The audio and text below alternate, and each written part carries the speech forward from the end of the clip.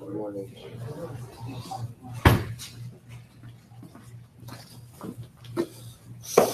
Oh, thank you, sir.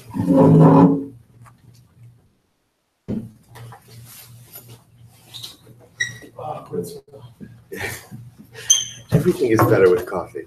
No, with food. With food. My father-in-law always used to say, I've eaten and I fasted, and eating sure beats fasting. It's very profound. I still call my wife with that saying after every fast. That's cute. Good morning, sir. But I think it does smell better this morning. You know, it's an amazing thing how much a little cup enhances any life experience. That's not in the safe room. I think we're gonna get to it. I'm pretty sure it's a chapter. I'm like, you're hurting me. You're hurting me. Oh, sorry. Tea. Anything, meaning just I was thinking about it yesterday, how funny it is. There are little things in life that amplify the magnitude of otherwise meaningful experiences. Learning is very meaningful. But on a fast day, it's one way. On a regular day, like, it's just interesting. I don't know. There's just got to be something to it. Yeah, my kids are 30 something. Amen. It's a different generation. It's our fault. All right.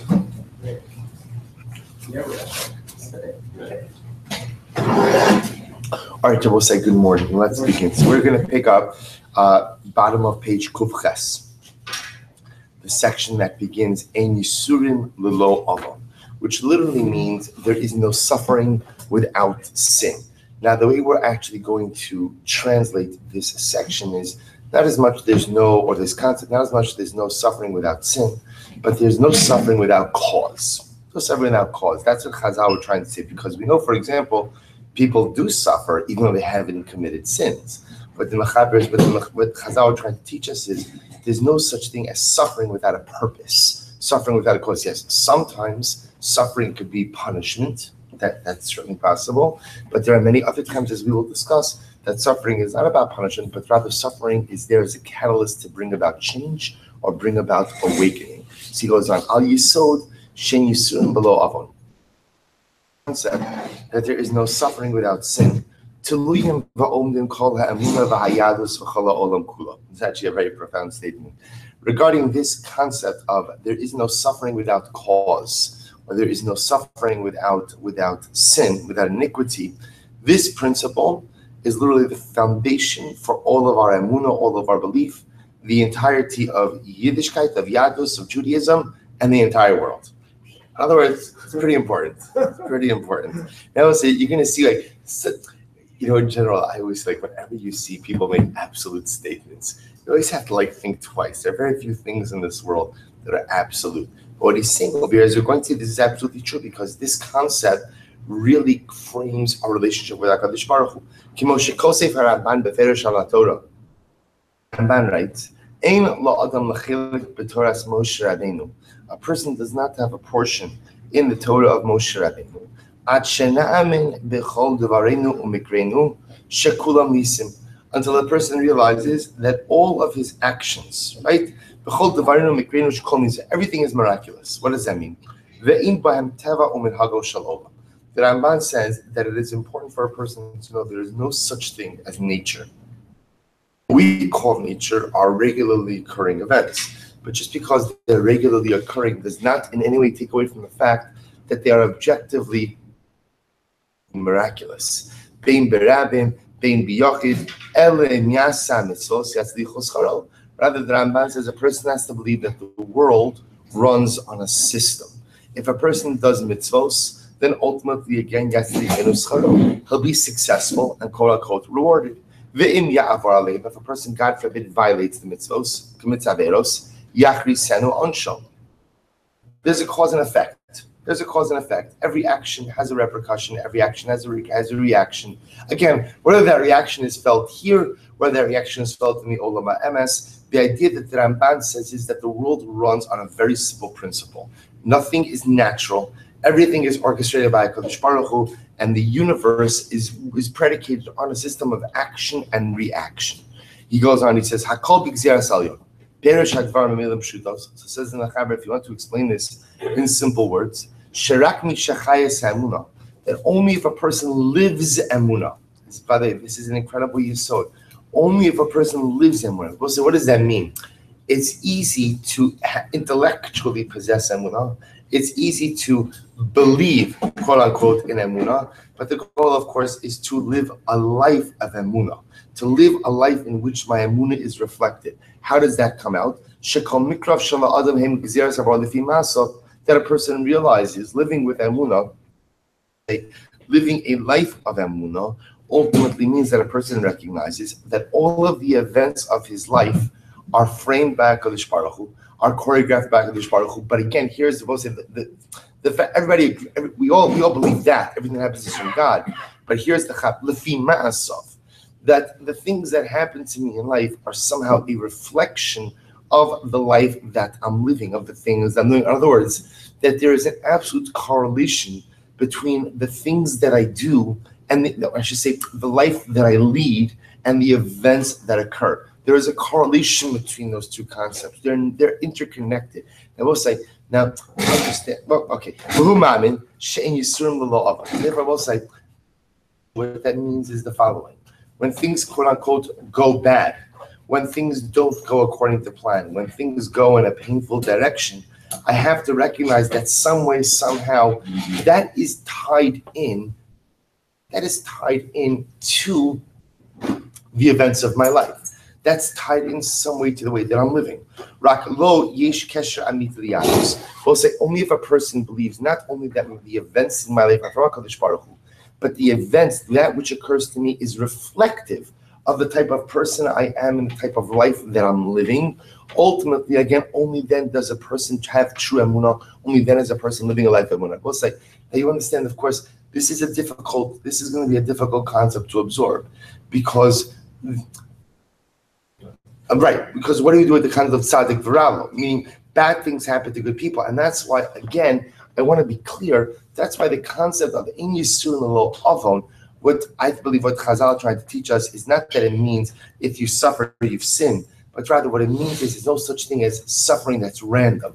Even suffering is tied into my life events. So the fact that there's tzaddik v'ralo means bad. So what do? Bad things happen to people. Therefore, what? Okay, that's a statement of fact.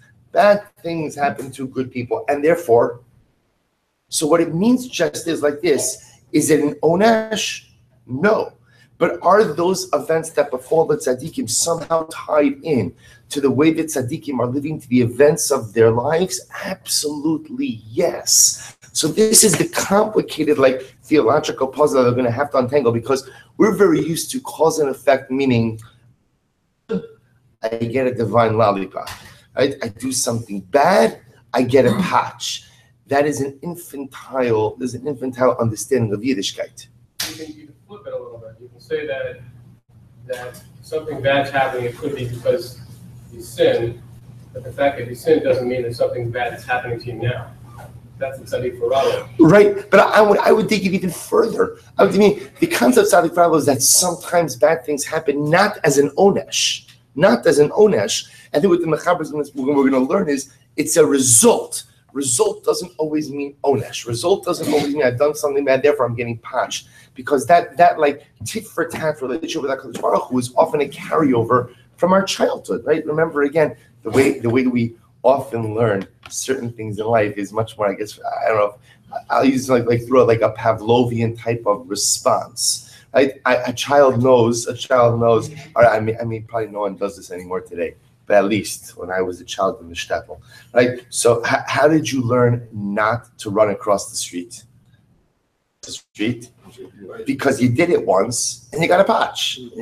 So like, okay, so it's not because I understood the great dangers that faced me with crossing the street.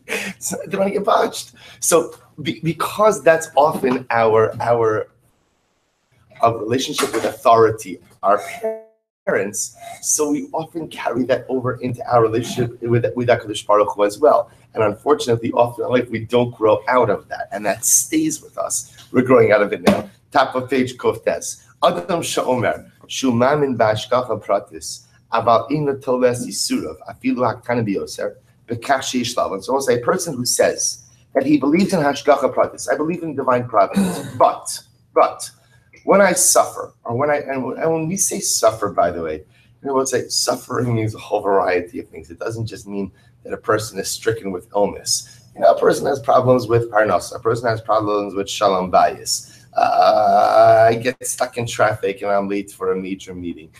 People define suffering in all different kinds of ways. So when a person goes ahead, somehow connect his challenges in life, even the smallest challenges, with the idea that somehow HaKadosh Baruch Hu is sending me a message. Somehow there's something that's in a state of disconnect in my life that needs to be reconnected. If I don't put those pieces together, Shabbos said there are two ways in which my mistake can be explained. So remember again, this is a person who says, I believe in Hashgacha, but. I believe in divine providence, but. What's the but? The but is, I believe that kind of stuff happens. Stuff sometimes happens. And not every single thing that happens, not every single type of challenge or adversity is related to the fact that I may have done something wrong or I need a wake-up call in some way. Well, if that's the case, then how do you understand the nature of Yisurim, of adversity in this world? So there are two possibilities. Aleph, have Sharas Harishona. So the first possibility is, Shu Choshev Shabori Miyaser Es Biyosa Bechina. Statement. The first possibility then is you believe that the Ribono Shel Olam just afflicts people. Just causes people to go ahead and have difficult times for no good reason. Just because he can, because he's God. Stam. God went ahead and created the world in order just to go ahead and to afflict mankind. God forbid. Now, say, you say to yourself, that's horrible. Who would ever believe such a thing like this? So, when you read Greek mythology, so a lot of Greek mythology has these kind of stories of despotic type of gods who it appears like their life mission is somehow to sit in Olympia and I don't mean Olympus, but to sit on Olympus and to do just what they want. So some people do believe that. But every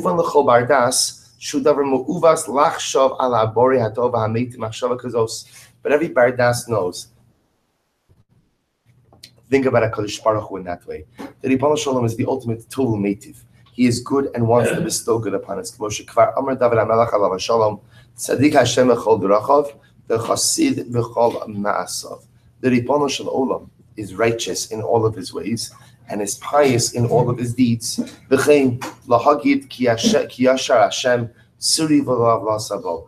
Again, we say and tell him that Ribono Shel Olam, you are yashar, you are straight.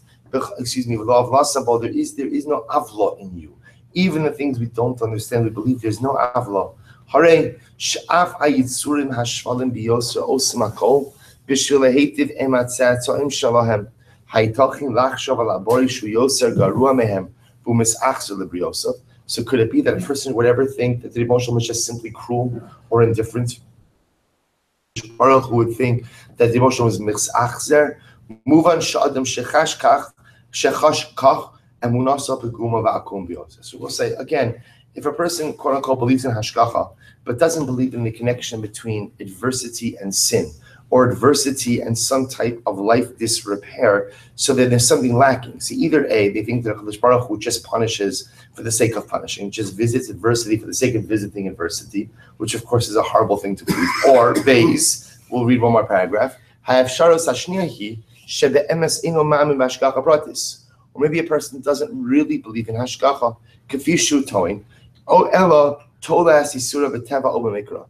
And a person believes ultimately, again, that their suffering or adversity is a result of some type of natural occurrence or happenstance, or ma'ashimes atzmo o achirim, or he blames himself, he blames others. V'zeh bevadai kfira gemura. And what it says in the Mechaber, this is certainly absolute kfira. So if we now understand, then, or essentially, take-home message is that in order to believe in hashgacha pratis, in order to claim that I believe in divine providence, it is not enough just to say that the Rebbe orchestrates the events of my life, but rather, again, I also have to be able to say that I recognize that all of my adversity, challenges big and small, come from HaKadosh Baruch Hu. Once I admit that, we'll say then the question becomes, why? And the question becomes, or what? Why is this happening? And what ultimately is it that I take from this? So we'll stop over here. We'll pick up middle of Kuf Tes and Yirtzeh Hashem tomorrow. Sure.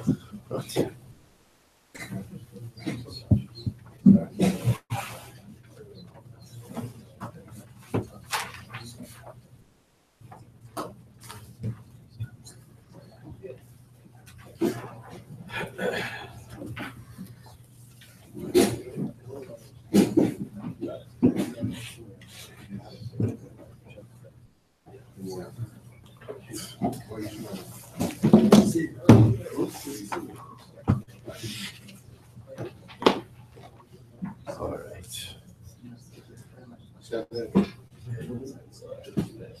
Okay.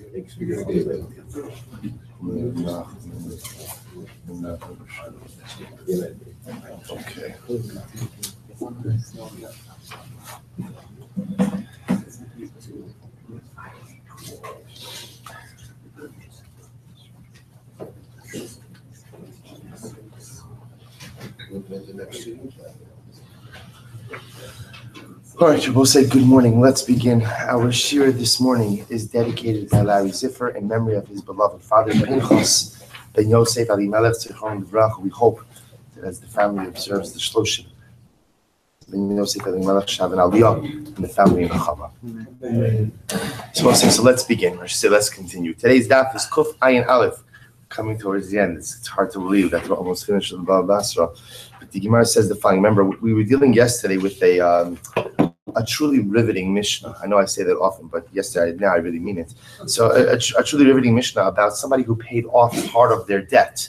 So what do you do in the fact I borrow $1,000 from Ruvain, I pay him back $500. So what's the mechanism? What's the mechanism essentially for recording the payment while at the same time maintaining the shtar to allow Ruvain to collect the other 500? So essentially we have now a three-way machlokas. Rabbi Yehuda said in the Mishnah Yachlif, you tear up the old shtar, write a new shtar. Rabbi Yossi says, no, we write a shover, we go ahead and we write the receipt, and Bezin gives me, or somebody gives me a receipt that I paid the 500, but the original shtar goes ahead and remains intact. The fundamental machlokes in Rabbi Yehuda and Rabbi Yossi is, who is the onus upon? Rabbi Yehuda says the onus is going to be upon the malva, so we make the malva keep the shtar. And Rabbi Yossi is going to say that the onus is going to be upon the lova. Therefore, we make the lova have to hold on to his shover. The Gemara then introduced us, Rav Huna then introduced us to a new position of Rav. And what did Rav say? Rav seemed to agree with Rabbi Yehuda that we write a new shtar.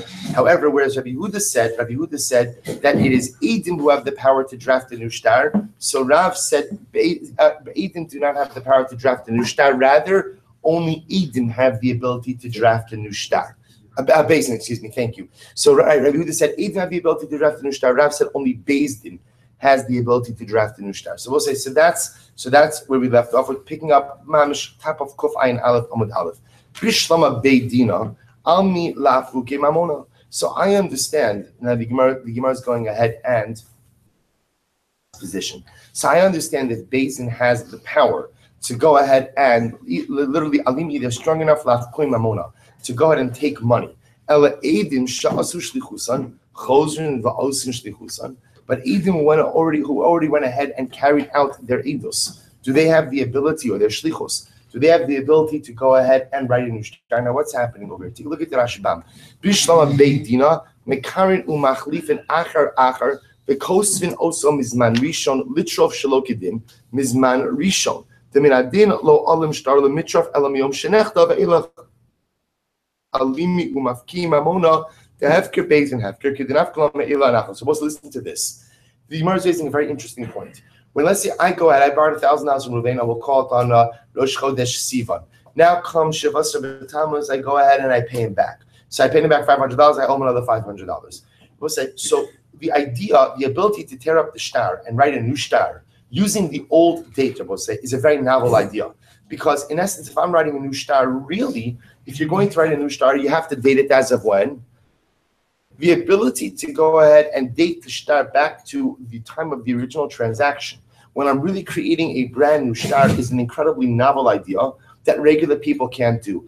Beis Din could do it because Beis Din has power over all monetary transactions. Hefker, Beis Din, Hefker.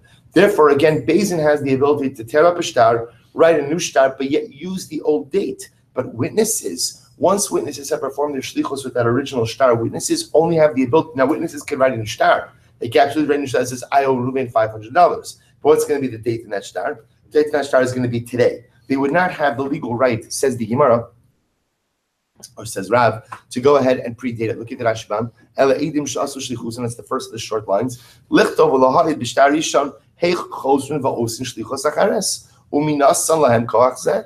The Eidim went ahead and already witnessed the original transaction. What rights do they have to go ahead and draw up another document with the old date? Is that true that they don't have this power? What did we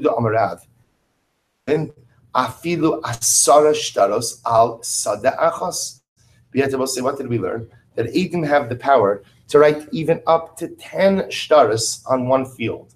Now, why would Eidim write 10 shtaros on one field? Again, look at the Rashbam, right across in the Rashbam to the right.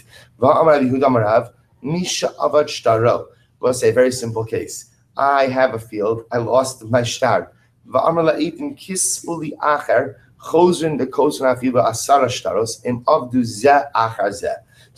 Eidim have the ability to write for me repetitive shtaros, one after the other, because I keep on losing my shtar. So what do you see from here? You see, remember, Rav, or the Gemara wanted to make the argument on behalf of Rav that in this case, if we're going to draft a new shtar, only Beis Din has the ability to draft new shtaros with old dates. But Eidim do not have the ability to draft new shtaros with old dates. The Gemara says, is that true? Is that true? We see explicitly, the Brisa says that if I keep losing my shtar, Beis Din, in fact, does have the ability to keep drafting new, Eidim have the ability to keep drafting new shtaros. To which the Gemara says, Rav Yosef Amar b'shtar matana. So what says the Gemara? Rav Yosef says, what are we talking about over here? It's a shtar matana. We'll say, so shtar matana, you could draft as many versions of that as you want. Why? Why? Because it doesn't matter. You know, it's like there is no ramifications upon anyone else when you draft a shtar matana. Or the Gemara says, Rabba Amar b'shtar she'en bo achrayus. Or it could even be a document of sale. It just what? Supposed to say because it doesn't have achrayus or because it's shtar matana, therefore again going in and drafting that document has no negative implications or repercussions on anyone else. Bless you. But when the potential document does have repercussions on someone else, like a loan document, where there's the potential of achrayus, right? Then lemaisa again, it is only Beis Din who has the ability to draft a new document with an old date. But Eidim will not have that ability. So the Gemara says, my brisa. So the Gemara now goes back. What's the brisa that we quoted before? This Sanya. We learned. Share shayu noshin bo elef zuz. So listen to this case. I went ahead and I borrowed 1,000 zuz. Upara mehen chamesh meot zuz. And what happens? I went ahead and I paid back. So I borrowed 1,000, paid back 500. So what happens? Eidim mekarin es hashtar v'kosen lo shtar achar mizman rishon divrei Rabbi Yehuda So what happens? Rabbi Yehuda says, what says Rabbi Yehuda like Rabbi Yehuda in the Mishnah? Rabbi Yehuda says, the witnesses tear up the original shtar and write a brand new shtar. Now both sides. Here, this price is more explicit than the Mishnah, because this price adds in two words that the Mishnah did not, which is Mizman Rishon. The price explicitly says that according to Rabbi Yehuda, they are writing a new shtar, old date. Div Rabbi Yehuda. Rabbi Yossi Omer, shtar zeh munach b'mkomo, v'yichtavu shover. Rabbi Yossi says, no, we do not rewrite the shtar. We do not rewrite the shtar. Rather, the shtar remains as it is. So what about the fact that I paid $500? What do we do with that? We write a shover. We write a receipt. We write a receipt, and ultimately, Bezin, or was it, by the way, a receipt doesn't have to be written by Bezin. A receipt can be written by anyone. But the borrower, hold on to the receipt. And of course, then the onus is upon me. Right? The onus is upon me, because what happens? If I lose that receipt, then what? Then what? Only other piece of paper that's in existence is what? Is the original shtar that says that I owe Reuven $1,000. So again, the onus is upon me. So the Gemara says, this is very interesting. I'm sorry, Kos and Shover. Now, here's what's interesting. Obviously, the fundamental machlokes we're going to see in just a little bit is who is vested with the onus when it comes to loans. Is it the malva or is it the lova? Right? Is it the borrower or is it the lender? So Rabbi Yossi comes along and says, I don't believe in ripping up the old shtar. We're going to keep the old shtar in place and we're going to write a receipt to the borrower for the $500 that he repaid. Why? For two reasons. Achos, Kadesh. Both said, listen to this. One reason is because the mere existence of this receipt urges the borrower to pay back as soon as possible. How so? Take a look at the Rashbam. Kadesh Yakov Lefaro, it's almost right across, a little bit across and down. Hamalva Yakov Lelova, Lefaro, Shetoy Penyavsit Shovro, Vizayoti Shtaro Vitovo Kol Chovo. So the Malva could turn the screws a little bit in a legal way on the Lova by saying what? Boy, you better take good care of that shover, because if you lose that shover, I have a document that says you owe me $1,000. In other words, it's in the borrower's best interest to pay off this debt as soon as possible in order that he doesn't have to worry about safeguarding that shover anymore. Number two, va'achos kadei sheyikba mizman rishon. I will say, and number two is because, remember, by having the malva hold on to the original date, the original shtar, that shtar contains the original date. That original date ultimately creates an encumbrance upon the lova's property as of the original date and not as of the partial payment date. But one second, Rabbi Yehuda, the both say holds that you tear up the shtar and you write a new shtar, also says that what's the date of the new shtar? Shtar, but old date. So which the Gemara says, Halchi come to Rabbi Yossi, Rabbi Yehuda. You're right. This is what Rabbi Yossi seems to Rabbi Yehuda. So Rabbi Yossi says, Rabbi Yehuda, if you agree with me that Lamaisa, the new shtar, is dated in accordance with the first date, then Paligna alech bechada. Then I only argue with you on one count. In other words, I'm only arguing with you about the fact we write a new shtar, we write a shover. But imizman sheni kamris. But Rabbi Yehuda, if you hold that in your case the new shtar also gets the new date, then paligna alach betarti. Then ultimately, again, I will argue with you on two different levels. Fine. So we'll say so. Tanrabanan. What we are so far is the three-way machlokes, and ultimately, again, we're at three-way machlokes, fine, but it seems to be, interestingly enough, so whether we're having the Eidim tear up the shtar, writing a new one, Bezin tearing up the shtar, writing a new one, or no shtar at all, but rather we'll just write a receipt, we'll say either way, in all of those cases, the old date is in effect. Obviously, according to Rav, or I should say according to Rabbi Yossi, that's because the original shtar is still in existence. But even according to Rav and Rabbi Yehuda, they're writing a new document. That new document has the old date. Tan Rabbanan. Supposed to be shtar shezmanu kasav b'Shabbos. This is another interesting case. So the Gemara says the following. So first of all, I'll just tell you the halacha in this case. Oh, actually, we'll hold on to it just a moment. Tan Rabbanan. Shtar shezmanu kasav b'Shabbos or ba'asara b'Tishrei. Oh, so shtar me'ocher. Supposed to listen to this case. In this situation over here, we have the following reality. Let's say someone produces a shtar. In this case, if you look at the Rashbam, it's the second wide line. He says, "Tana bana shtar shekasam osman Shabbos o asiri b'tishrei kigon b'mekomo shemonim lechad sheachama v'kasam b'shtar b'tesvav liyarech ploni gushanu niskakim lechavin masa ira yom tesvav shel osa chodesh nimtzo nasa v'yom Shabbos o yom asiri b'tishrei dana yom kippurim v'akol yodin shelo nichtav lo b'Shabbos lo kippurim v'nimtzo shelo nichtav osa yom hamochiach b'shtar ela o muktam hu upasol muchkash." Listen to this. We'll say you have a shtar. The shtar happens to have, let's call it, a secular date in it. And it turns out that when you open up your Hebrew calendar, your Jewish calendar, it turns out that the date that corresponds to the English date in the shtar, what happens? It's Shabbos. It's Shabbos, or it's Yom Kippur.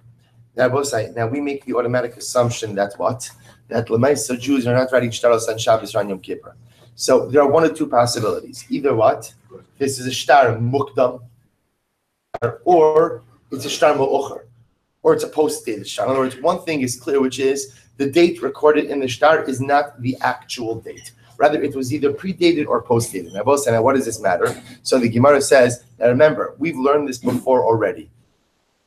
Shtaros are fine, because the only person who's put at a disadvantage at a post-dated shtar is who? Let's say in the case of a loan, it's the malva, or in the case of a sale, right? In the case of a sale, then it could be the buyer. But there's a party, and if the party accepts the disadvantage, they accept the disadvantage. Muktam Rabosai, predating is problematic. Why? Because let's say in the case of a loan, if you predate a loan document, then what? That creates an artificially early encumbrance upon anyone who might have bought other properties from the borrower. So that is illegal. A shtar muktam is illegal, a shtar mu'ucher is kosher. So the Gemara says, so remember, now I look at the date on the shtar, and I know one thing is for sure, which is the date that's recorded is not the date it was written. It's either predated or post-dated. So the Gemara says, so how do we look at the shtar? So the Gemara says, shtar mu'ucher v'kosher Rabbi Yehuda. Rabbi Yehuda says, we assume that it is a post-dated shtar, and it is kosher. Rabbi Yossi poso. No, the shtar is going to be puzzle. Why? Because at the end of the day, we have to assume that it's a shtar mukdam, that it's a predated shtar, and therefore it's going to be puzzle. We'll say, if you look at the Rashba for just a moment, shtar mo'ocher hu v'kasher de Rabbi Yehuda, it's 2, 4, 6, 7 lines down in the intermediate lines. V'yosei Rabbi Yehuda, kol shtar mo'ocher kasher, v'afilu oso she'ino chiach misocho shel shtar mo'ocher hu v'im lav. So we'll say, interestingly enough, Rabbi Yehuda, as we're going to see, meaning this could cut either way. It's a shtar mocher, it's a shtar muktam. So we'll discuss why it is that Rabbi Yehuda and Rabbi Yossi hold their respective names. But the point over here is, for now, Rabbi Yehuda assumes it's a shtar mocher, and therefore it's kosher. Rabbi Yossi holds it's a shtar muktam, therefore apostle. Amar Rabbi Yehuda. So Rabbi Yehuda says, so isn't this Rabbi Yehuda said to Rabbi Yossi, but Rabbi Yossi, there was an episode that came before you in Sipori, and you meaning this case came to you in Sipori, and you paskin that the document was kosher. So obviously, in a case where the date is not the actual date, you do hold that it's a shtar mo'ocher. Amarlo, to which Rabbi Yossi responded,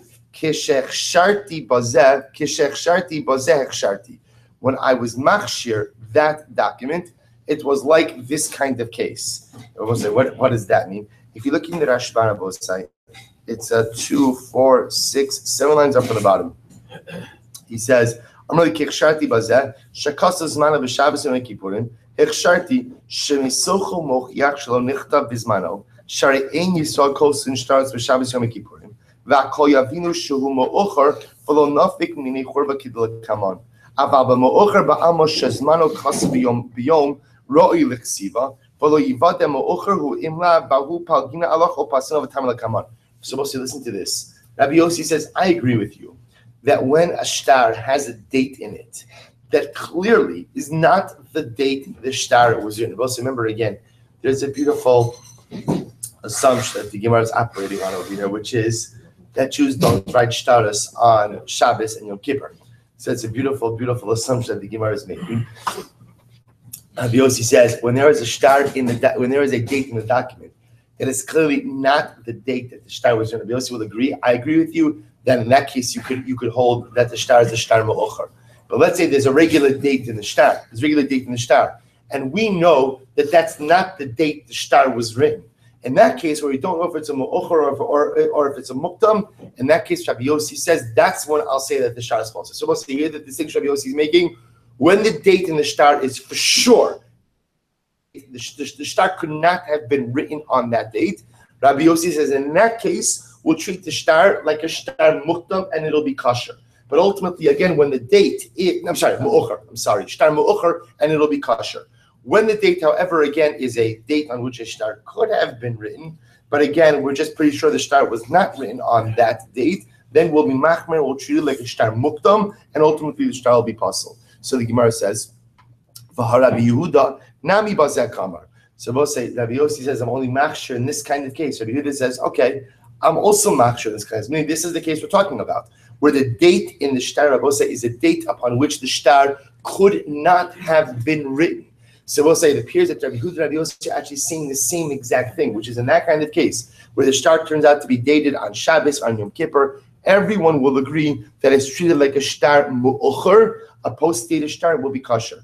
Amrei Pedas, Hakol modim she'em huskaknu la'onas o shtar, v'nimtzeis onas o mechuvenes b'Shabbos, o b'asar b'Tishrei, she'shtar mu'ucher hu v'kosher. So we'll say, therefore, again, this leads Rabbi Pedas to say, everyone agrees that if when we investigate the date of the shtar, it turns out that the date of the shtar, remember, this is a case where they dated the shtar according to the secular date. So it turns out then when we look at our calendar, it turns out that it was Shabbos, it was Yom Kippur. That we look at that, we treat that shtar as a shtar mu'ucher, a post-dated shtar, and the shtar will be kosher. Amud Beis. Lo nechluku ela b'shtar mu'ucher ba'alma. Rather, I will say, the machlokes ultimately, again, is only with what we call irregular shtar mu'ucher. What's a regular shtar mu'ucher? Take a look at the Rashbam. Tar Pasham Kofay Nalach Amud Beis. Lo nechluku ela b'shtar mu'ucher ba'alma. Shemagia al nasa b'yom chol. V'lo yivada im mu'ucher im lav. So I will say, the machlokes case is where a document has a date that we know the transaction didn't occur on. It says the 18th of Tammuz. I will say, could you have written a shtar on the 18th of Tammuz? Could you have written a shtar? Yeah, it's a regular weekday. But I know the document wasn't written on that date. So in that case, I will say, when I have a suffix, there are two possibilities then. If I know it wasn't written on the 18th, there's two possibilities. What are the two possibilities? It was written on the 17th, it was written on the 19th. I mean, you understand, going back in either direction. So in that case, to Rabbi Yehuda Latame, so we'll say in that case, Rabbi Yehuda goes according to his reasoning. To Amar, Ein Kosvin Shover. So we'll listen to this. The opinion is actually quite interesting. That in general, we do not write receipts, right? We do not write a shover. And I will say now, just follow this train. Remember, we don't know this from Rabbi Yehuda because remember that's Rabbi Yehuda in our Mishnah. Rabbi Yehuda in our Mishnah says, what happens if I make a partial payment on money that I owe? What do? This is tear up the document, make a new shtar. We don't write a shover. We don't write receipts. Therefore, what to say? Below nafik mine churva. And therefore, again, that there's going to be something inappropriate that could come out of this case. Now, what does this mean? Take a look at the Rashbam for just a moment. Take a look at the Rashbam. But no, actually, not yet. I'm sorry. Rabbi Yossi the Tzameh, we'll explain this in just a moment. Rabbi Yossi, on the other hand, holds. Actually, take a look at the Rabbi Yehuda. It's in the short lines of the Rashbam, 4 about 6 lines into when the short lines get short. Rabbi Yehuda, the machshul tamei damar im kosvin shover hilchach lo chayish bein mu'ucher lichshenichtav bizmano li'olam eno porea ad sheikach ashtar vikrena v'chayvan shenikra ashtar lo chayish lemidi. So we'll say at the end of the day, Rabbi Yehuda holds, because there is no shover, because there is ultimately again no receipts that are written, so we're not worried that the malveh could that the lender could potentially do anything inappropriate with this particular shtar. Again, we're going to point out in just a moment what could happen with the shtar mu'ucher that could be problematic.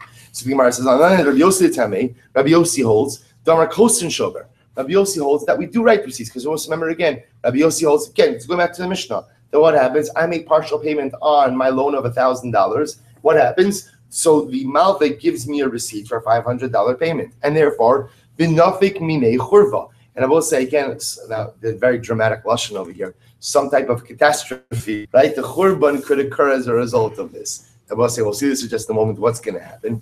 Rabbi Yehuda, Rabbi Yoshua, afilu man the omer kosvin shover. Even according to the opinion who says that we do go ahead and write the receipt.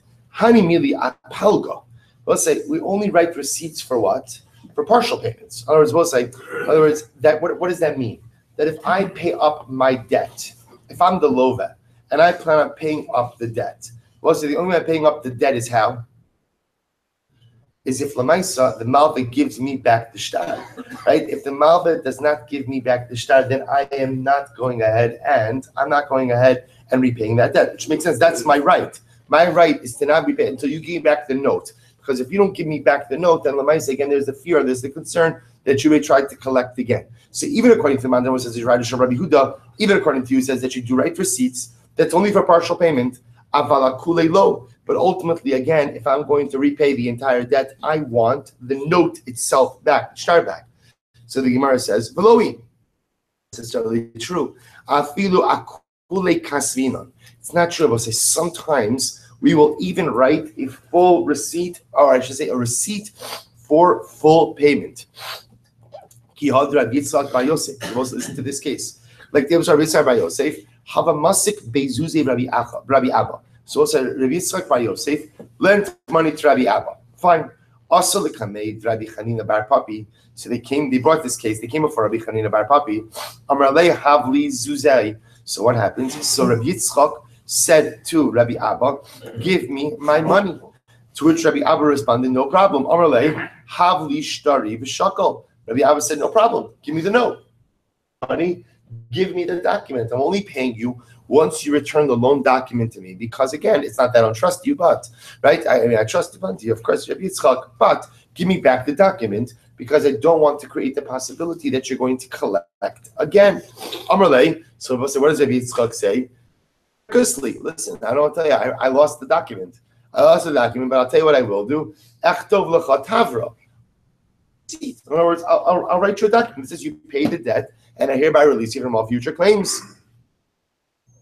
To which Rabbi Abba responded, Amarle, Harav u'Shmuel da'amri tarvayu in kosvin shover. Rav and Shmuel both said that we do not write a shover. Ultimately, again, what does it mean we don't write a shover? Well, we'll discuss what it means. It says, Amar, Man yohev lan, first white line, Man yohev lan me'afra de Rav Shmuel raminan ba'aynin. Oh, if only we had the dust of Rav and Shmuel to place in our eyes. Which I must say is another way of saying that we're nothing compared to Rav and Shmuel, meaning we're not even like the dust of the feet of Rav and Shmuel. Rabbi Yochanan v'harei Shlakish darmei tarvayu kosvin shover. Rabbi Abba, I appreciate that you are quoting Rav and Shmuel, who say that we don't write the show, we don't write a receipt, but I feel compelled to share with you that Rabbi Yochanan Reish Lakish held that you do write receipts. So the Gemara says, "V'chein ki asa Rabin am Rabbi Eli." So we'll say the point over here that the Gemara is trying to highlight is that what do you begin to see? So first of all, the Gemara made an assumption that has now been proven wrong. The Gemara made an assumption that even the one who holds that we write a shover, and I will say, remember, the machlokis about, it sounds like a strange machlokis to have. Do we write receipts? Do we not write receipts? What's the machlokis? The machlokis is who bears the onus? In cases of repayment, who bears the onus to keep track of the paperwork? That's the fundamental shaila. So we'll say the Gemara made an assumption that now we've proven is wrong. The Gemara made an assumption that even if you hold that you write a shover, you only write a shover in which cases? Partial payment. But in cases of full payment, everyone agrees there's no shover, because in cases of full payment, if I, the lender, want full payment, then I have to be ready to what? Or at least either tear it up or at least return the document. Something with I have to be able to furnish the original document. Now the Gemara says, by the way, I just want to point out that's wrong. I mean, not that it's wrong, but that in of itself is subject to dispute. Yes, Rav and Shmuel hold that we do not write a shover for the full amount, but Rabbi Yochanan and Shlakish say that we do write the shover even for full amounts. Second wide line above said, Kofayin Aleph Omid Beis V'chein Kiyas Rabbi Amar Rabbi Loi Kosvin shover. Rabbi saying similarly again when Ravin came along, he said to Rabbi Loi that we write a shover or mistabra the kosvin shover. And Rabbi said it would appear that the halacha is that indeed we do write receipts. Listen to this. These second in kosvin shover, because we'll say if at the end of the day, now the Gemara gives a very interesting but yet straightforward argument. This out. If you say that we don't write receipts, then what? Then avad shtaro shalzeh. Then we'll say, what does this mean? I lend Reuben $1,000. Okay, I lost the shtar. I lost the shtar. So you're telling me now that because I lost the shtar, I can't return the shtar. So Reuben, the borrower, So the lashon over here is he should be able to consume the money, the chadi, and he should rejoice because now he doesn't have to pay me back since I can't furnish the shtar. Even though again he's not disputing the fact that he owes me the money, but I don't have the document to give it back to him. But I'm willing to write him a shover. So obviously, in the we have to paskin that you can write a shover because if you can't write a shover, that means if I lose the document, I lose the ability to collect, and the borrower could just keep the money and rejoice. So maskif le'abaye. So Abaye says, 1 second, I'll tell you the reverse of that argument. The elamai kosin shover. So what are you going to say? So therefore, what's the reverse? So therefore, you want to argue that we do write receipts, but I can make the counter argument. Avad shovro shalzeh yochal halav achadi. The Bible say, let's say again, I lend Reuben $1,000. He pays me back. I don't have the shtar. I don't have the shtar. So what happens? He goes ahead. He pays me back. I write him a receipt. Then the Bible say, turns out I do have the shtar. So two things happen. I have my shtar, and what happens to him? He loses his receipt. So because he lost his receipt, so I have the ability to now collect again based on the document. In other words, we'll say what Abaye is pointing out over here is the following. What Abaye is saying is, Ravin, you're making an argument that of course we have to go ahead and write receipts because if not, the lender is put at a disadvantage. Abaye says, well, I can make the counter argument. If you do write receipts, then you potentially put the borrower at a disadvantage. To which Abaye says yes. So the Gemara says, to which Ravin says, Amar le Rava, the playing field is not equal, is not level. Rather, Eved love leish malva. Rabbi says it's actually quite dramatic. Quotes the pasuk in Mishlei that the borrower is an Eved to the lender, which Rabbi says is another way of saying that the playing field is not level. Playing field is not level. Not everyone has equal rights. The borrower does. At the end of the day, we look to secure the rights of the lender over the borrower. Not that we're taking advantage of the borrower, chas v'shalom. The borrower is secured in many ways in halacha as well. But l'maisa, in this type of situation, the rights of the lender trump the rights of the lender. So we'll say of the borrower. Sorry. Therefore, again, halacha l'maisa, the Gemara seems to be suggesting that halacha l'maisa we will go ahead and write the shover. Even the Rabbi will say, what happens if you write the shover? That places the onus on whom? That places the onus on the borrower to always make sure that he keeps that document somewhere, that if for some reason his repayment of the loan is ever challenged, either because the lender goes ahead and produces the document or for some other reason, he has the ability to furnish the proper paperwork to show that halacha l'maisi went ahead and repaid the debt. So we'll say, so we'll go a little bit back to them, then we'll do the halacha. Tanan hasam, shtari chava mukdam psulin, v'hameucharin ksherin. Let's remember again, going back a little bit to what we learned before. Shtar chov mukdam, if you predate a document, it is possible. So we'll say, just so you, actually, no, let me tell you this now. Shulchan Aruch Paskins. This is in Choshe Mishpat Hilchos Halva Siman Nun Dalin Sif Aleph. Mishepara Miktsas Chovo. I will say, let's just close out the previous case. I go ahead and I repay part of my debt. The case of the Mishnah. I borrowed $1,000 from Ruvain. I pay him back $500. We'll say 3 machlokas. What do we do? Aiden tear up the shtar, write a new one. Bezin tears up the shtar, write a new one, or just give me a receipt. Which one is it? So the halacha is in Ratzah Malva Bezin Yasulo Shtar Mimash Nishar Chayivlo V'Yichteveu Mizman Rishon Avalo Edi Ashtar V'Im Ratzah Yichtov Shover. I will say the way the Shulchan Aruch Paskins is, how do we deal with a partially paid note? And the answer is any way the Malvet wants it. If the Malvet, the lender, wants a new shtar, then we being who? Shtar. You can't have Aiden draft the shtar, because you can't, and here's a very important idea. Aiden cannot draft a new document with an old date. That is the Rabbi, you understand why that's a necessity. Because you can't have witnesses drafting documents with dates, with anything other than the current date, because you open yourself up to all kinds of problems. Therefore, again, if I'm the lender and Ruvain paid me back $500 and now he owes me another $500, I as the lender have a number of possibilities. Possibility 1, Beis Din draft me a new document with the old date, or possibility 2 is I could write a receipt for $500 paid. So also you see 2 things from this halacha. Number 1, we paskin that we do write receipts, because we paskin, Eved lo v'leish malva. that it is the Malva, is the lender, who has the upper hand in determining how this repayment is recorded. And number two, again, that the Malva has multiple options or two options at his disposal. Either in the case of partial payment, ask Bezin to draft the new shtar, or just simply write Ishover for the amount that's been repaid. Good. Tanan Hassam. We'll say if you predate shtaros, ultimately again the shtar is possible. We'll say post-dated shtaros are going to be kosher. Amar Rav Hamnuna, lo shanu ela shtari halva. Rav Hamnuna said this is only true with loan documents. Aval shtari mekach umemkar afilu meucharin nami psulim.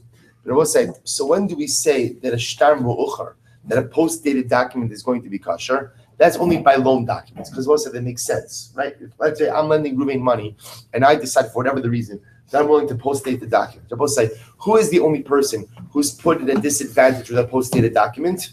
The lender, right? Why? Because also that means my lien, my shibud against the borrower's property is delayed. If I choose to go ahead and take that up on myself, that's my prerogative. However, again, if I'm selling something to Ruvain, then again, even a post-dated document is going to be possible. What's the reason for that? My timer, Zimnin the Mazbele Arab and Nissan. I'm also listen to this because sometimes I'll sell Ruvain land in Nissan, Tishrei. And let's say we decide to post-date the document till Tishrei. For whatever the reason, I'll say the why doesn't really matter. So we decide to post-date the document till Tishrei. Okay, now what happens? I will say, now the Gemara is assuming that people sell land. Very often people sold land. Why? Because they were in financial distress. I needed money. So Ruvain needs money. He's selling me a piece of land in order to get money. So what happens? The sale itself is taking place in Nisan. But for whatever reason, we date the document for Tishrei. Okay. In the interim, what happens? So Misrami le bezuze, Misrami le bezuze beni ubeni. So I'll say what happens? So what happens? In the interim, so Ruvain sold me his land in Nisan because he needed cash. We did a document for Tishrei. In the interim, we'll call it in Av. So Ruvain comes into some money, Baruch Hashem, and what happens? He buys back the piece of land from me. What's the problem? What's the problem? I have a document that's dated when? That's dated Tishrei. V'chimati Tishrei mafik le va'amr le hadar zavinta minach. So I'll say, what could I do? I have a document that's dated Tishrei. So what could I do? Comes Tishrei, I can produce the document. Now what could I claim? I claim, oh Ruvain, I rebought this land from you. Yes, it's true that we had a transaction back in Nisan. You bought that land back from me. I bought the land a second time from you, ultimately again in Tishrei. And after all, what's the proof? What's the proof for both sides? I have a document that's dated Tishrei. So the Gemara says, 1 second. But if that's your concern, the same concern applies in the case of a loan document. How so? Zimnin di Yosef. Because you could have a case where I lent Ruvain money in Nisan, uksiv leishtara b'tishrei. And I will say, what happens? I date the document for Tishrei, right? I decide to post-date the document. And what happens? In the interim, again in Chodeshav, Ruvain pays me back the loan. And what happens? And we'll say what happens. Obviously, in this case, when Ruvain pays me back the loan, what does he say? Give me back the document. What do I claim? I'm so sorry, I lost it because of Tavra. And what happens? I will say, so I say I lost it, but write your receipt. And I will say what happens when Tishrei comes. What do? I go ahead and I produce the document that says I lent money Ruvain in Tishrei. And what happens? I can say, Ruvain, this was a new loan. V'haraya, it's dated Tishrei. So the Gemara says, Kasavar in Kosvin Shover. So I'm going to say that this opinion would hold that you don't write the receipt. I will say, what does it mean you don't write receipt? Therefore, again, Ruvain is not going to repay unless what? Unless I could furnish the document. In which case, he's going to take possession of the document. In which case, then what? Then Lamais in this case of trickery would never occur. So the Gemara says, 1 second. Amali Rav Yemar Rav Kahana, Amri Le Rav Yirmiyah Bar Difti Mi Difti Rav Kahana, Va'itna Dikasvinan Shtari Mu'uchar, Dikasvinan Tavra, Amai Ka'avdinan Hach. He says, this is amazing. So Rabbi Yirmiyah Difti said to Rav Kahana, Rebbe, I don't understand. But this is where it gets really, really intense, because now what we're going to see is the clash between halacha, right? Halacha in the abstract, or I should say halacha in the theoretical, and lemaisa. So what you have over here, the Gemara is saying is the following. Now, Rabbi Yirmiyah Difti says to Rav Kahana, Rebbe, I don't understand. Today, meaning we do write shtari mu'achar. We do write post-dated documents, and not only that, we also write receipts. We write receipts, which I will say now. If you understand that, then what? That is a combustible combination. How so? Because I will say, then you can easily set up for a case of somebody taking advantage. I lend Ruvain money. I date the shtar for Tishrei. What happens? That's $1,000. He pays me back in Av. I claim I lost the document. What do? I write him a receipt. Fine, no problem. He has a receipt. Then what happens? Comes Tishrei. So what do? I whip out that document again. You owe me money. He produces the receipt. That's fine. That was for an old note. That's for an old debt. This is for a new debt. So I can easily take advantage of the situation. So the Basra Damar Luhu, Rabbi Abba Safrei. Basra Damar Luhu, Rabbi Abba Safrei. So we'll say no, because now Rabbi Abba instituted an important practice that we tell to our sofer. Ki kesivaso shtar mo'ocher. If you are going to write the shtar mo'ocher, so kasvu hachi, you have to write the following. Nan lo bizmane kasvine ela achrenuhu v'kasvunu. So we'll say Rabbi Abba instituted an important practice. Rabbi Abba said, if you are going to write the shtar mo'ocher, there has to be something indicated in that shtar that says this shtar is being post-dated. Right? Hachi shtar dinan, this shtar lo bizmane kasvina is not dated, was not really written on the date recorded in this shtar. Ela acharnuhu, we post-dated it, v'kasvanuhu, and we wrote it. That both say, you'll say to yourself, why is somebody going through all of this trouble to do this? You don't understand. Let's just give you the simplest reason why somebody would do this. I'm lending Ruvain money. The reason, the arrangement we have is we don't want my lender's lien upon his borrower's property until a later date. He's got some business deals that he needs to take care of. He can't sell encumbered property, so I am delaying my encumbrance. That's the simplest case why somebody would want to do this. So Rabbi Abba says, no problem. You have to note that in the shtar, so that when somebody's going ahead and writing a post-dated shtar for whatever the legal reason is, it's clear in the shtar that it's post-dated. That sounds great. Amrli Rav Ashi Rav Kahana, va'inna delokav dinar hachi. Boss, right? But now that we don't do that, so that's a great eitzah. Doing that. So the so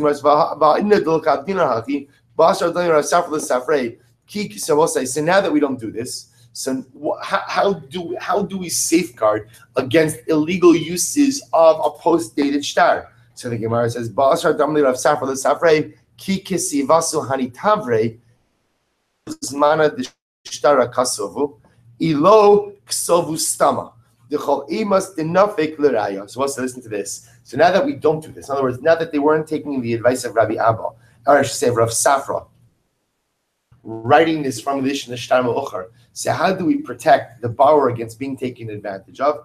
We'll say very simple. What we do is we write the date of the document and the date of the shover and the date of the receipt. So for example, if the receipt ultimately again was being issued, so we'll say in this case, I lent money to Reuven and Nisan, but the shtar is dated Tishrei. So that's no problem. How do we date the receipt of Osai? We date the receipt to line up with the date in the shtar.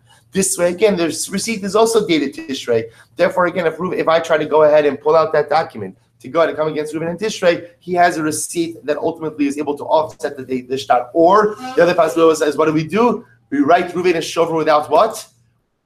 At all. What's the beauty of us having a dateless receipt? Dateless receipt is you could now again. That's a shtickle dangerous as well, right? Because that is not much like a get out of jail free card for the rest of your life. But Lamaisa again, what it does do is it allows Reuven to furnish that receipt ultimately again at any point in time when the lender would furnish the document. So we'll stop over here for today. We're not finished with this sugya yet. We still have to figure out again.